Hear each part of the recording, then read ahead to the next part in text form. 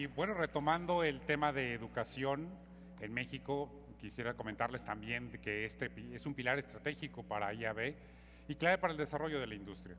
En 2013 se impartieron 21.865 horas de capacitación apoyando la formación de 493 participantes en diferentes proyectos educativos vinculados con IAB México, desde programas básicos como Digital Days o programas in company como los Digital Days corporativos y proyectos de mayor extensión como el Diplomado en Marketing Interactivo en alianza con el Tecnológico Monterrey, hoy ya en su generación 21, así como la primera concentración en Marketing Interactivo a nivel licenciatura en América Latina.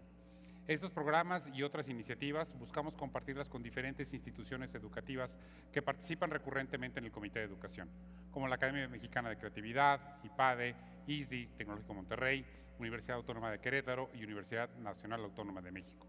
Por cierto, el Diplomado en Marketing Interactivo de IAB México fue reconocido por la misma institución, por el TEC de Monterrey, como el mejor programa de formación ejecutiva en su tipo, y este año tiene dos próximas generaciones. El 29 de agosto inicia en Campus Santa Fe y el 10 de octubre se impartirá por primera vez en la ciudad de Puebla. Muchas gracias a los profesores y colaboradores de estos programas, que son un esfuerzo muy importante para la actualización y profesionalización de la industria. Y continuando con nuestra agenda, antes de ir al tiempo que haremos pausa para comer, quiero pedirles, por favor, que le demos la bienvenida a Lucas Metansti, Managing Director de Latinoamérica de Saxis, quien nos compartirá pues, precisamente una visión y hacer la breve introducción a quien será nuestro siguiente speaker. Lucas, gracias, bienvenido. Muchas gracias. Gracias y por acompañarnos y por el apoyo precisamente para poder tener a nuestro siguiente conferencista. Cuéntanos, ¿qué es Saxis y qué proyectos tienen ustedes en Sí, perfecto. Bueno, Saxis es la mayor compañía de compra de audiencias del mundo, somos parte del grupo WPP. Y lo que nosotros hacemos es que permitimos que conectar a las audiencias con los anunciantes. Es decir, si queremos, por ejemplo, tenemos un cliente que es una aerolínea que está interesada en llegar a la gente que tiene interés en viajes, lo que nosotros tenemos identificado en una base de datos son las personas con intereses en viajes. Entonces lo que hacemos es que seguimos a esta persona independientemente de donde esté navegando. Entonces, por ejemplo, podríamos llegar a una persona con interés en viajes por más que esté leyendo noticias y no con el interés de viajes. Novedades. Tenemos dos grandes novedades. Primero es que ya completamos el rollout en América Latina. Estamos haciendo negocios en toda América Latina. Tenemos oficinas en Argentina, en Colombia, en Miami y en México. Y por otro lado, acabamos de lanzar Turbine, que es nuestro DMP. Un DMP, Data Management Platform, lo van a escuchar mucho, es la tecnología que permite almacenar, clasificar y analizar data. Entonces, esto lo que nos permite, al tener todos los datos juntos en un único lugar, es en tiempo real ir creando segmentos para optimizar la forma en la cual compramos medios, ¿sí? Una cosa que vemos bastante es que data hay mucha en el mercado y todos están generando un montón de data, pero esta data no se vuelve accionable.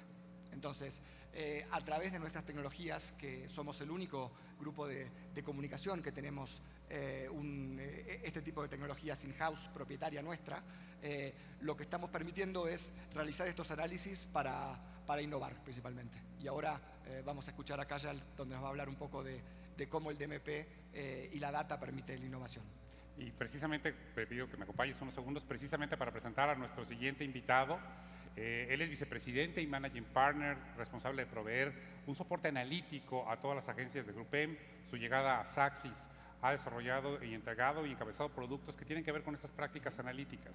Antes de unirse al equipo de Saxis, fue director de análisis en una compañía de consultoría en mercadotecnia, especializándose en Marketing Mix Models para grandes empresas financieras. Durante este tiempo desarrolló la estructura para analizar, optimizar la publicidad y mercadotecnia enfocado en el retorno de inversión.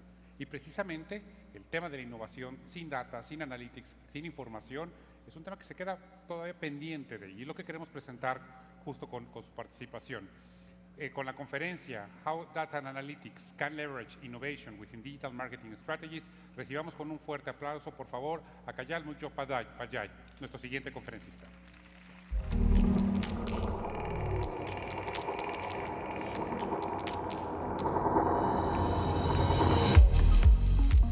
Hello everybody, greetings and good afternoon. I'm really happy to be here. And I'd like to thank IAB Mexico, at least for giving me such a long title for my topic. But I took the challenge. And I wanted to make it a little bit more simple, bite-sized, chewable, digestible. You know, pictures are 1,000 words. I have some pictures that will definitely speak a lot. And videos are million words, so I have few videos that might help you to do that.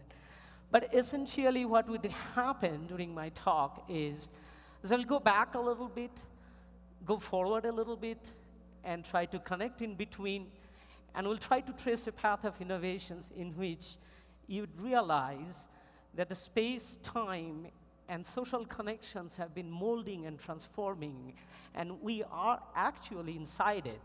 Very much similar to kind of a world of Matrix. The movie Keanu Reeves, you never realize that, but it exists. But how innovations, in the media innovations particularly, in the way that it touched our life, can actually enlighten and helps us to live better, think better, do something more efficiently, and enjoy our life after all.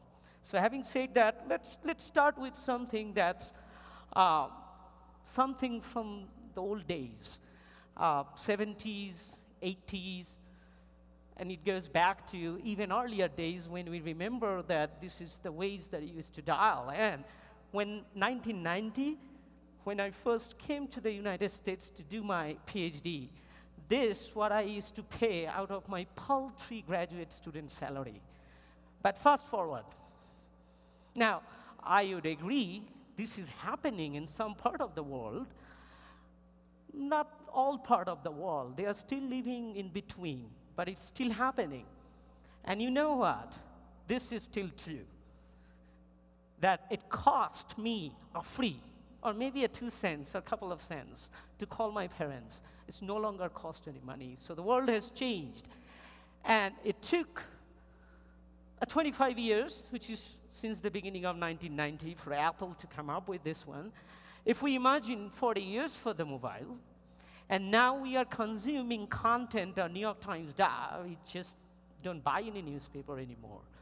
And all this happened, just look at one picture. And I think in this picture, one part is missing. You are actually watching TV on it. So, what does it mean for all of this in our life? So if you think about this one, this is where you start. Anytime you buy a TV, this is what it happens. And then you add this one, then you add this one, then you add this one. It becomes a totally connected world, but it does not stop there. It just goes to the next page, is that you have every pieces of gadgets in your household is connected. And believe me or not, somewhere at some place, all these bits and pieces of data is being collected. And you don't stop there. So from your left-hand side is your gadgets, and your right-hand side is your life online. And you want them right now, at this place, at this moment, with the context that is relevant for you. So what is shifting? Shifting is space and time, squeezing, and it is giving you an increasing social connectedness that you cannot alienate yourself from this world. Fantastic, however, is that if you think about how quickly this has happened. 2005 is like, what, yesterday? And I think all of you have seen this picture somewhere or other, but still it's a quiz. There is an event happened in 2005, and there is another event happened in 2013. And in between, something has happened. Here it is. Okay? This is a famous picture. So what does it mean? Even for this kind of event to go from there to there. Think about the contrast between these two worlds. You have the same picture. On the top picture, you have contents being consumed, not so much of variety. Maybe there are 2 or 3 different kinds of newspaper, a couple of pages of news. You might be reading only the horse race and the World War I or unemployment. Down there, everybody has having a devices, but can you imagine how many different types of content are being consumed at any given seconds in that world? So that makes an essential difference in our innovative world, how we can connect. However, think about space. What do you define this space? What is this generation is going to evolve? Because we have a demographic shift. We are living through this world. There's the newer people coming into this world. They are evolving through these generations of all the innovations along with them, and how this is impacting all of our world. So I will pause, and I'll go to the next sections that will talk briefly about how innovations have happened within our life without even realizing, without even our DNA and the subconscious. There are people that are constantly trying to improve the parts of our life, different parts of our life, and how they are all connected. So if we move into that, how do you perceive innovation in this world? How do you make these innovation processes work for us and very relevant for us? And what are some things that you wanted to think about in terms of what is that innovation economics tells you? And we just go to the part that relevant for the media. That's what we are here all about, to touching people's life through different ways that we wanted to. So if I fast forward, there is a standard definition. This is a textbook definition. It requires you to have a product innovation, a process innovation, and a marketing innovations. All these things are happening, organizational innovations, but it has to have two elements. It has to have a novelty, and it has to have some kind of improvement, either from the previous part or something that is adding as a new value. But that's a textbook definition. But if we think about it, there are different types of innovation pathways that we have. And this is from Peter Drucker. It's a very, very excellent thinker. And I think these are pathways to the innovations that has happened, and we can learn from those. And I'm going to pick 3. And this will come in sequences of these things that when this happens. I will pick process needs. It's very interesting, and then I'll pick change in perceptions, that how that happened, and I'll give you a new knowledge, just to highlight. So think about 1890s. Okay, Ottomar invented linotype, and linotype is still used in some part of the world. Some of them are like using the pedal, some of them is like a handle, and some of them are using like a electric sewing machines. But believe me or not, that helped production of the newspaper super fast.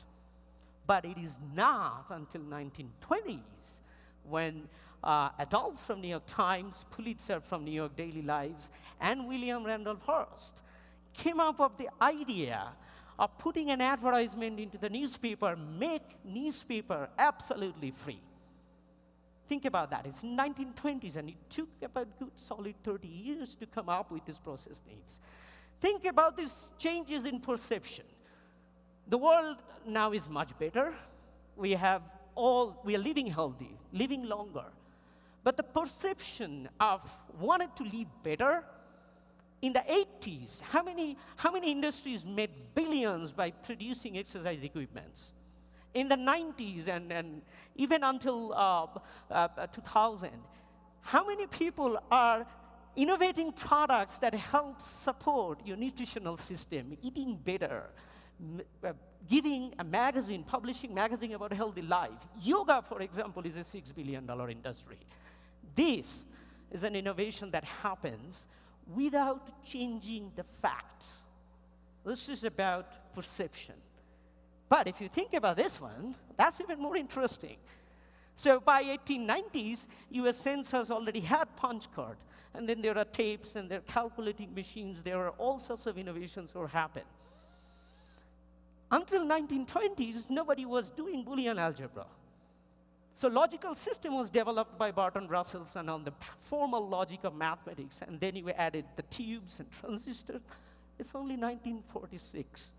You actually have a fully functional version of a computer. And now what do you have? So the knowledge innovations takes time.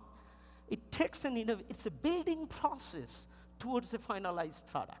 So skip that very quickly to see that from a media innovation perspective, you need the innovations to have a relevance, and it has to have a value. And those are actually very simple words. An innovation has to be relevant for me, culturally relevant for me. I take an innovation from one space, and I put it into another culture. It should be able to do that. Think about the innovation in social media. Think about the innovations that Google did when it started doing search and free email. No matter where you are in this world, you can still connect and use those kind of innovative techniques. Okay? You can perceive them. But it has to have value. If it doesn't add economic value to it, there is no innovation will be happening. And it has to be socially relevant in the sense that I can participate in it. It may help me to connect with other people, make the society a little better place. But above all, each and every innovation that we do as an individual level has to help ourselves. We have to make our life better, to feel happy, to feel contented at some point of time by using an innovative thing, either the cell phone or going to a restaurant or reading a review or consuming a content. It has to make you happy. Let's move forward a little bit. These are the classic examples. Now, Uber is like very, very well-cited examples right now. Now, what makes it so fantastic nowadays? It does not use a single car physically. It does not employ a single person. Still, it provides a value that is unfathomable right now. And in the inset, I put a little bit an icon about the surge pricing, which is something that I find, and being an economist, I find it interesting. It's called demand pricing. When there is a high demand, you have a higher price. Higher price incentivizes drivers to drive more. That will drive down the price. So this is happening instantaneously in the real time. Think about this innovation. A singular innovations like this can change society and make your life better, and it fits all the definition. Can I talk about Airbnb? Airbnb is an innovation that builds onto a concept of idle capital. Now, that capital may not be industrial strength. It could be your household value. You have an empty room. You never use it. You don't want it to rent it out for a long time. But either way or other, think about these innovations as happening and capitalizing on idle capital that's sitting has a productive value. Now, 2 weeks ago, Airbnb announced that they will be going into the business people. Think about it. I told my Lucas that they are going to do it. Lucas says, oh, great, then I can have my office. 7 days you go somewhere, you will have your office. That's what Airbnb is doing. Think about what WhatsApp does and what the Spotify, like a music streaming systems, would allowing you to do that. These are the innovations that happens. But innovation does not happen if it is not relevant for the environment. This came up in New York Times, and this is absolutely stunning examples, and I knew this company was struggling 4 or 5 years ago. This is in Pune, India.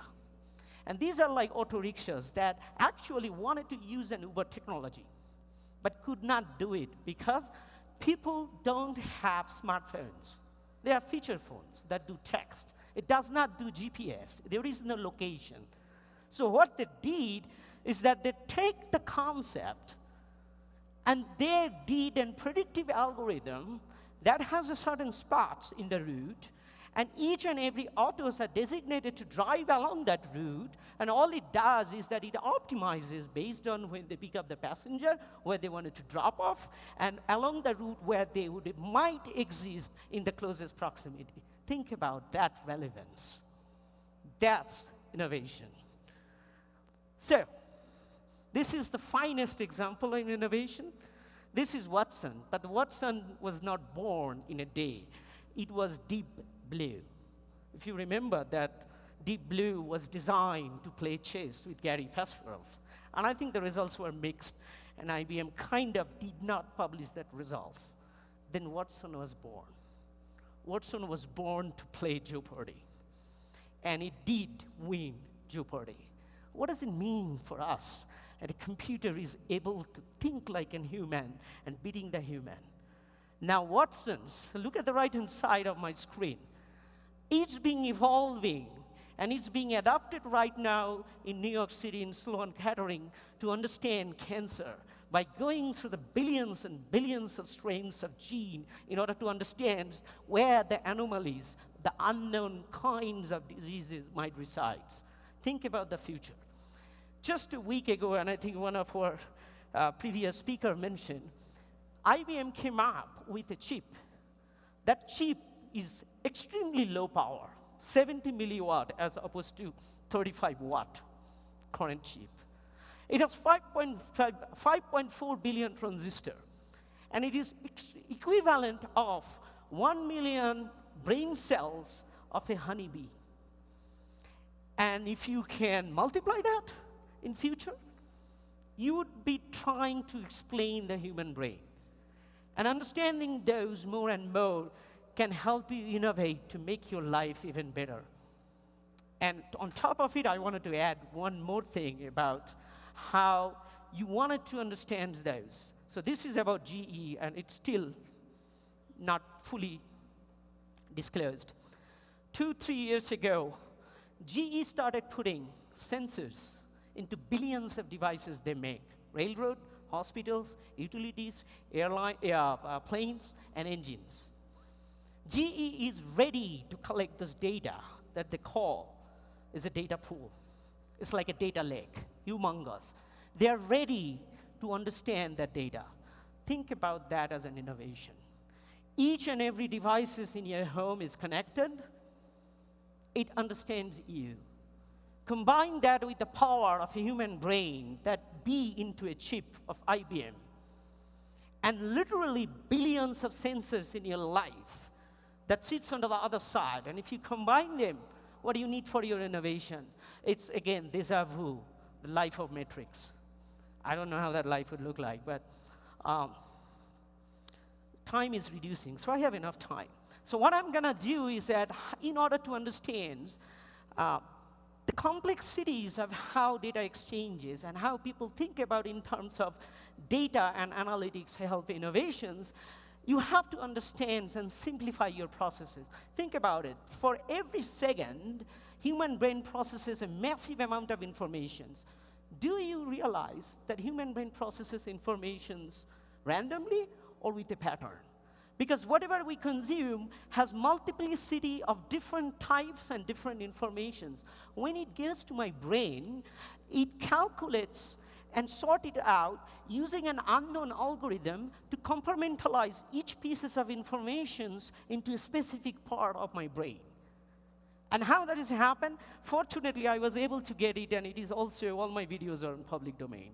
My former colleague from Notre Dame, Laszlo Barabasi, he worked with the physics of network, and this is one of the videos from his. Think about it, how you can create a pattern out of complex networks.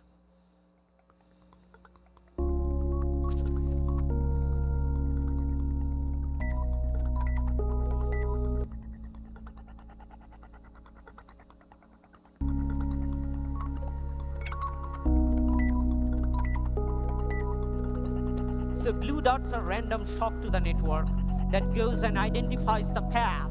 And then after you identify the path, you can actually create a pattern.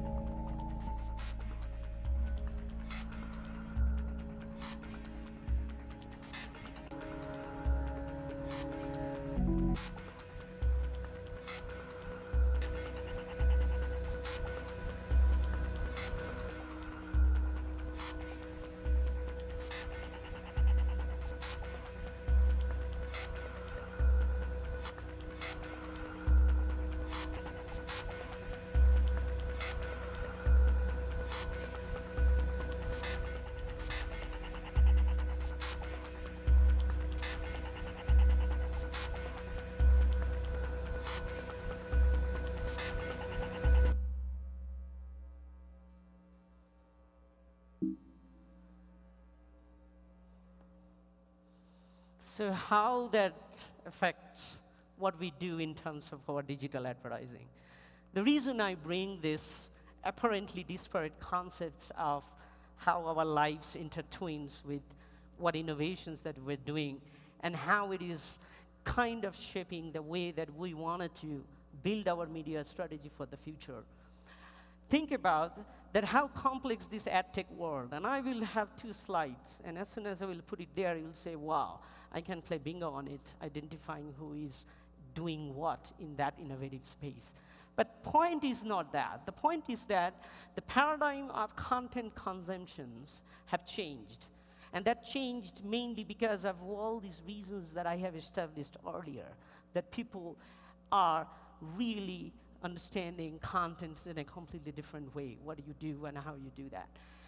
What happens in this in the context of those is that you are becoming increasingly connected. The connectedness is something that is very subtle, it's very subconscious, and it sometimes is very difficult to manage, even though we have a vast amount of social network. But understanding the social network into the paradigms of how we act in our life is something that is the future of innovations for the media. And then I will basically see that how the transformations can happen from the right place to the right time to the right message to a different way of looking at is the locations and behavior and how we take your actions. Very simple. There is no otherwise is a very secret sauce into it. So if you think about this is the standard Lumoscape. Even if I give you 5 minutes, you will not be able to figure it out. So I'm skipping it. The worst is marketing technology landscape. Again, if I give you 10 minutes, you'd be able to find your company or our company or any innovations that happens. But if you think about it, this is where the innovations are popping up, but it is shaping up into a completely different way. It's that where and how we are connected. So this is a very simple map. You start your day by popping up your cell phone at the very first thing that you wanted to see, a time or a weather. People who used to smoke or usually a smoker, I call that as an addiction, because the first thing that when we wake up, when I'm going to light up my first cigarette. This is exactly the analogy, when I'm starting using my cell phone. But increasingly during the day, that you are crossing the path of multiple devices. And throughout the day, you are actually connected. You are not being lost somewhere that I don't find you. If you are looking at a map, everywhere there is a blips of dots for every individual tracing the path. No matter what devices you are in, you are always being collected. Let's use the word collected. But if I do that, how do I consume my content? So that's pretty much me. I go and read newspapers. I do social media. I buy stuff. I go to offline to buy things. I interact in clubs and social parties, although not too much, but that's how it is. I watch my sports. Do you think, on an average life of our individuality, that I consume more content than that? Probably not, if you are talking about content. But probably what I do is that I do more interaction. Like one of the earlier callers, that how many times you touch your cell phone. It's about the other stuff that we do in order to make our life easy in terms of how we make decisions. Email, checks, instant messaging, everything that we wanted to do. Think about forwarding. How we are connected every time that we are somewhere on the network, whether it's a physical presence or whether it's my actions in terms of how I feel, what is my listening my music, or where am I traveling, what restaurants that I'm eating. This is connected information because people process and live socially, and that exchanges has a tremendous value in terms of interconnectedness. So if I move beyond that, this is exactly what your daily life would look like. So from a media innovation perspective, that you needed to be surrounding yourselves with places identified by anywhere you could be. Your behaviors, whether you like it or not, whether you buy something or not, whether you travel something or not, whether you're doing something in terms of fascinating with cooking and music and dressing it up yourselves, your actions, and what actions you are taking, your ultimate. So this is the world that evolves around that. But again, everything comes with a very, very individualized way of looking at you. So this is the two graphs that you can see on the left-hand side is my LinkedIn profile. So what does it tell you in terms of connectedness? That there are thin connections, but then there is a pockets of connections that it needed to be understood in order to know my preferences. On the right-hand side, I had no option but to reveal myself. This is exactly who am I, because this is called 5 Labs that introduced by Facebook probably about 3 months ago. It's just nothing but understanding your Facebook post, and they only use 1,600 Facebook posts to understand me. And look at the top part. Is it me? I want to feel that's me. Whether it's good or bad, I don't know. But it's heavily personalized. Think about the implications in terms of how we wanted to place your product to that group of people that I understand from my marketing study or my research study that will be receptive to my program. That's how innovations happens. And this is what the data helps you to understand. Let's move on to the paradigms of data analytics. This was the one of the core. There is a big data. Of course, we understand. Big data is structured or unstructured. But what is big data? Now, there is a lot of definition. If you Google it immediately, you have thousands, literally. But it normalized to one version of it. It's really big. Okay? So when I say to my colleagues, if it doesn't fit in Excel spreadsheet, it's a big data. If you get a report and you have to wait 3 days, that's big data. If you need to hire a SQL developer from India, that's a big data. If you cannot see your data and touch it, it's big data. Okay? So whether we're accepting or not, but then what happens with analytics? Analytics is a buzzword. It's everywhere. For me, there are 3 pillars of analytics that drives the innovations into this space. It's your computation, it's your maths and stats, and it's your visualization. And going beyond, you need it to be fast. So these are all very fairly understandable. So on your left-hand side, you have structured data. We all know about those things. Simple. But remember, a structured data could be massive. Think about all the billion sensors that only GE is putting, and you multiply that by another billion. I don't know how many it is. But that's structured. Every device has a unique ID. Every device is capable of sending a signal. Every device is capable of storing that signal for a certain period of time. That's your structured data. Then what does it mean by unstructured data? Unstructured data, frankly speaking, is nothing but what you chat about. How do you do socially interacting? Are you happy? Are you hate? Or you do something? Or you are feeling something that I am being able to capture the data apparently unstructured, like a sentence, or a music, listening.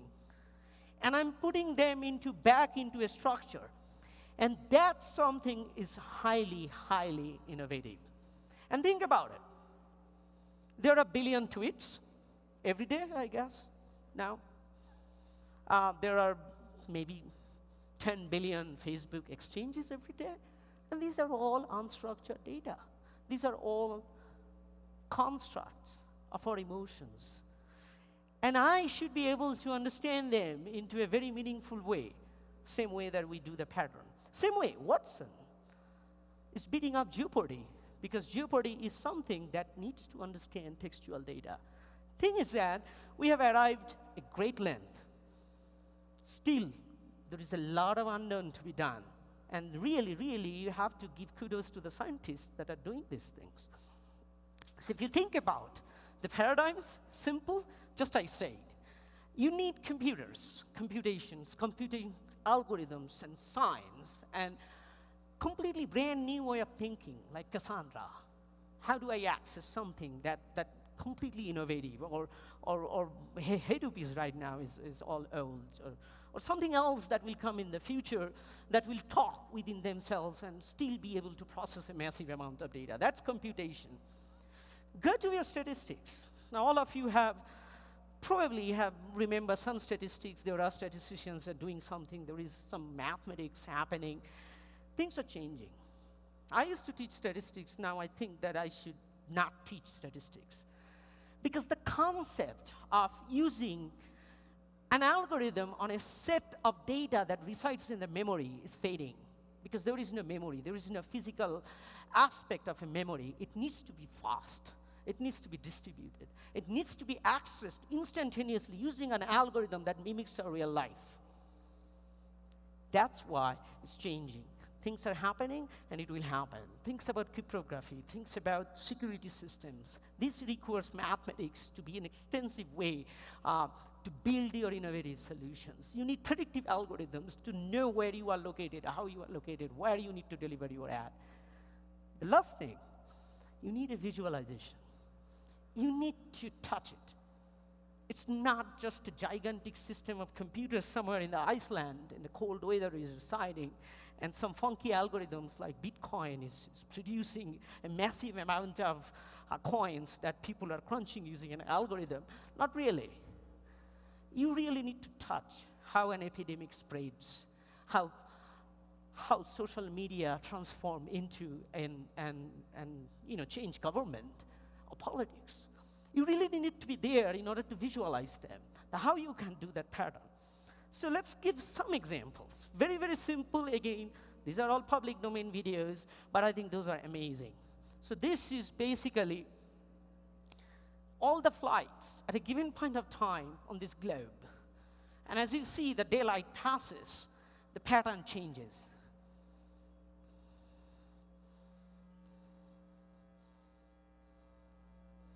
There is no sound, it's just all telling you that in one part it's day, the other part is night, and the night becomes day, and then conditions becomes. How useful it is.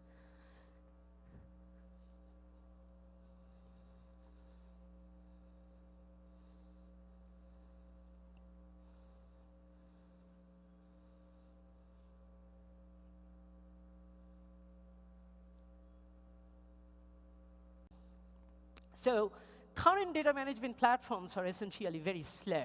Slow in the sense is that all we know, again, it takes 3 days to understand something that I'll send my email marketing. Oh, these are your customers, and you go and process it. How couldn't I do these things instantaneously? Because the processes are slow, it requires a physical storage of data, and physical storage does need processing, and that requires a lot of resources to do it. But if you move into a concept called turbine. How is turbine works? Is that it takes all this data, it constantly messages, and it produces some byproduct that you store because that is very important and valuable insights, and the rest of the things is your predictive actions that you wanted to do, whether it's a flight systems, or it's a traffic highway, or it's a spread of disease that you needed to control in an instantaneously time. So, that's how you build your next generation of platform. Okay? So if you build a technology, that technology is flexible and agile, and it uses the necessary informations, almost all informations, but only keeps the one that is necessary for you to take the actions. And it's almost like an oil refinery. And if I move past that, this is where you're able to take real-time actions. And it's scalable because you are reaching almost every billions and billions and millions of devices across the world. It's very modular because you are doing whatever you needed to do, take your actions. And it's very customized because you know who are our people, how you wanted to segment them, how you wanted to target your audiences. So that's basically is my last few words, is concluding. You wanted to reach, you wanted to build, you wanted to engage your brand. And the only way to do it is to take the spaces that individuals are evolving into a dynamic landscapes, that you take your systems and you take your evolutions and you take your knowledge, you take your data, you take your analytics, you build a comprehensive platform. These are all forward-looking. Things that are currently not happening, not that it will not happen tomorrow. It's gonna happen tomorrow. Very simple examples like Uber or Autowale in India. It's going to happen because it's relevant, it is nice, that it helps people to live a better life, it is connected, and just because it is connected, that it kind of transformed the space and time of our communications, and I wanted to be reaching there with my brand message that is relevant for you. So that's, in short, I tried to put all these 5 pieces of my long title into one place. And thank you. And question and answer. Well, thank you very much. Thank you. Thank you very much in order to help us to understand and appreciate the beauty of data in the innovation process. Because at the end, the graphics that you showed there's beauty behind Right, them. right. I have a question for someone in the audience regarding the topics. It's from Pam. She asked how big data and complex networks concepts can be integrated in a marketing strategy. Can you rephrase that question quickly? Because I know that I have the answer. I just wanted to ask you once again how you rephrase that marketing strategy to that communication. Can you repeat the questions one more time? How concepts such as big data or complex networks, concepts that are new or they are being discussed, but nobody really understands what is big data, how those concepts can be integrated in a marketing strategy? Right. So I think I'll go back to one of our earlier points. Is that absolutely this is a relevant question. So what is a marketing strategy? So marketing strategy is actually is a top level concept in which you have in your advertising strategy. Marketing strategies also requires you that you use customer relationships. You wanted to engage your customers. Not only you wanted to give you relevant advertising, but there are other ways that you can optimize this concept. But if you think about the LumaScape is the marketing technology, LumaScapes in which players are trying to improve the marketing strategy. The right thing that I wanted to say is that building the big data in order to understand how your people engage with your brands.